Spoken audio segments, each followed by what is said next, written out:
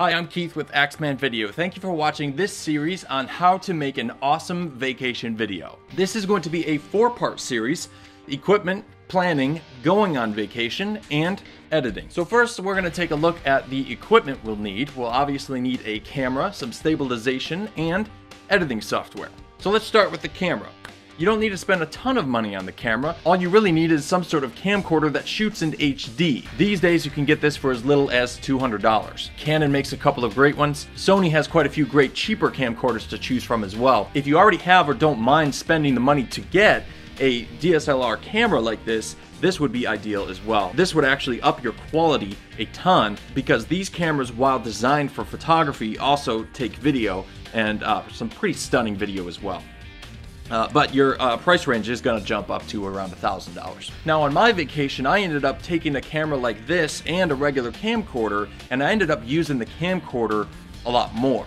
The reason for that was because, well, it was more compact, easier to carry around, and I was able to use something that most people don't know about, which is attachment lenses, similar to this. If you take your camcorder and look at the outside of the lens, you'll notice some threads. Well, what you can do with those threads are get a attachment lens like this. This is a wide angle lens, and you can attach that, screw that right onto your camcorder, and have a nice broad wide angle. Not every camcorder can do this, but if yours does, this is something you should get because these things are pretty cheap and they allow for a lot of creativity in different situations.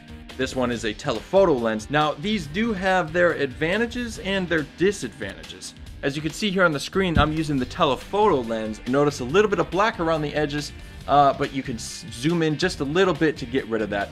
But you're getting a little bit of rough around the edges. Here's the wide angle lens on the camera, and it is great. And here on the edges, you're getting a little bit of flare, a little bit of what they call distortion. Again, you're probably going to have to play with these, test these out, see if these lenses will help you or not. One thing I will say is if you're using these, keep them as clean as you possibly can. Any dust or dirt or anything on these lenses will come through on your final video. And if you're using attachment lenses, simply because light is going to have to travel through more glass to get to your image sensor, you're going to see a little bit more lens flare and a little bit more reflection or light that you might not want to deal with. So again, it might work for you, it worked for me, but I wasn't going for the most spectacular shots in the world. If you are, probably stay away from those. But if you're looking for a fun, quick video with some really cool creative shots, you don't mind a little bit of glare or a little bit of dust on the lens, these attachment lenses are awesome. The next thing you want to make sure you have are enough memory cards or SD cards. In my opinion, you can't have enough of these. For a longer vacation and shooting in HD, you're gonna at least want 64 gigabytes. And for a very long vacation with a lot of footage, what you might want to do is bring along an external hard drive. This is 500 gigabytes. After day 1 or 2 of shooting on an SD card, transfer your footage to free up your SD card and shoot more. This is always nice because it's kind of a backup. The last thing you want to make sure with your camera is that you have extra batteries. A lot of times you're going to be taking tours, you're going to be out and about walking on your vacation, and your battery is going to go dead. So with whatever camcorder you have or are going to use, find out what battery it uses, get online, and buy at least 2 more batteries for that camera. You will be very happy that you did. Now let's talk a little bit about stabilization. When you're shooting your vacation video, stability is going to make or break your video. Now tripods are great, but they're oftentimes bulky and they're just not ideal to be on vacation with. They take a lot of time to set up and then tear down, and like I said, they're bulky. You got to carry it over your shoulder or on your side, and it's just not ideal.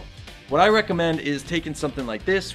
This is a monopod. It is awesome. It extends about as high as any regular tripod. It's cheaper than just about any tripod. You pop your camera right on the top, and it also helps stabilize it in your hand if you're using it as a floating device. Another thing you might want to consider is something like this rig, where you pop your camera right on here, and that kind of helps you stabilize your shot in that manner. What I used was this monopod, and that's all I used. And I love it. It is awesome. I will use it all the time. Another cool little thing is you could double up and attach your monopod to something like this and have even more stabilization. If you want to get more advanced, you can even attach microphones or lights onto this, but again, for a vacation video, that's not really practical. So let's talk about editing software. These days, just about any computer will come with some sort of editing software. Windows comes with Windows Movie Maker, and that is great. You can edit your vacation video on there, but something like Sony Vegas, which is very cheap, will allow you to do so much more when you get to the editing part. If you're using a Mac, which I don't use Macs, I'm sure Macs come with some sort of editing software.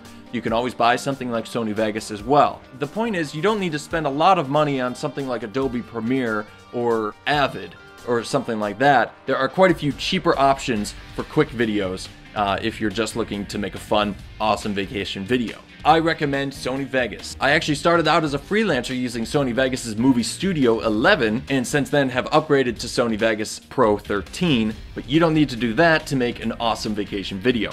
Thanks for watching part 1 on how to make an awesome vacation video. You can click right here to get to part 2 on planning.